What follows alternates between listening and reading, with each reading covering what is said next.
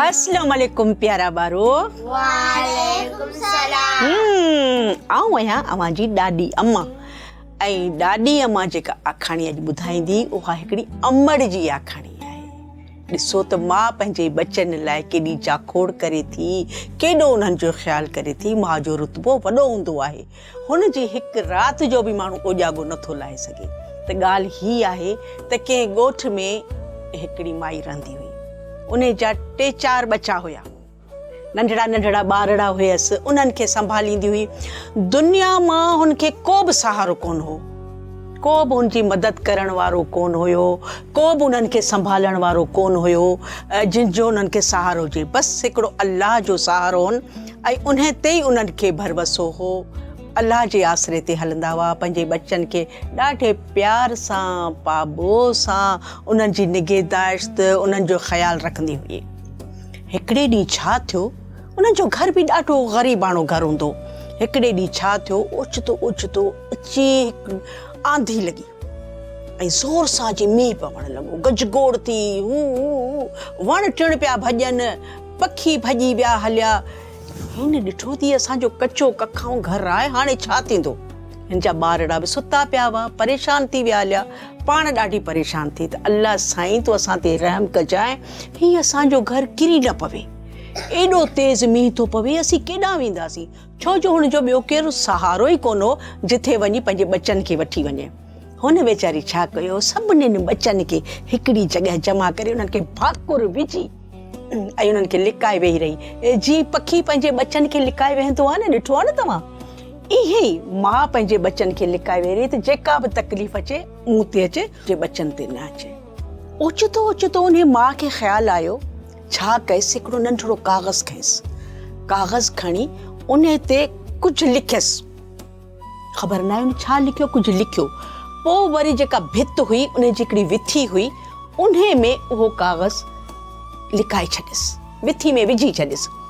हिकिड़ो ॿारड़ो जेको हो, इहा माउ खे ख़बर कान हुई, हुन सम्झो त मूंखे कोई कोन थो ॾिसे, पर हिकिड़ो जेको हुनजो पुटु हुयो उहो इहो सभु कुझु ॾिसे पियो त अम्मा छा कयो आहे, इन विथी में छा रखियो अथसि।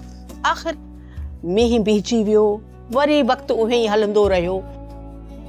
ॾींहं महीननि में, महीना सालनि में गुज़री विया हलिया। माशाल्लाह ॿार बच्चा बि पढ़नि पिया, उहे कुझु पढ़ी, कुझु वॾा थिया, पढ़िया लिखिया। आख़िरकार इन्हनि जेके बच्चनि पढ़ी पढ़ी नौकरियुनि में बि लॻी विया हलिया ऐं अल्लाह साईं इन्हनि जा ॾींहं वरी फेरे छॾिया। चवंदा आहिनि त ग़रीब मां अमीर रब चाहे त मिंट में थी वेंदो आहे। चवंदा आहिनि त दाल मां शीरो, उहो ईअं ई थींदो आहे। त ॿार जॾहिं नौकरियुनि में लॻी विया त हिकिड़ो घर वञी शहर में वरितऊं। जॾहिं शहर रहिया, कुझु ॾींहं रहिया त आख़िरकार उहा जेका अमड़ हुई उहा वीचारी गुज़ारे वई। ॿार वरी अकेला थी विया हलिया।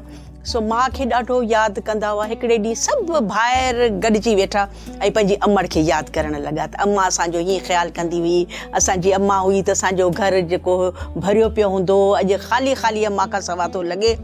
पोइ हिकिड़े भाउ चयो त मूंखे हिकिड़ी ॻाल्हि थी यादि अचे, जेको असांजो पुराणो घर हो उन जी विथी में अम्मा को काग़ज़ रखियो हुयो। ॿियनि चयो हा तो ॾिठो, चए हा मूं ॾिठो हुयो। चइबो हलो ॾिसूं त सही उन में अमड़ लिखियो छा हो। सभु गॾिजी पंहिंजे ॻोठ ॾांहुं विया। जॾहिं उन घर वटि पहुता विया त ॾिठो वाकई विथी में किननि सालनि जी शइ उहा पई हुई।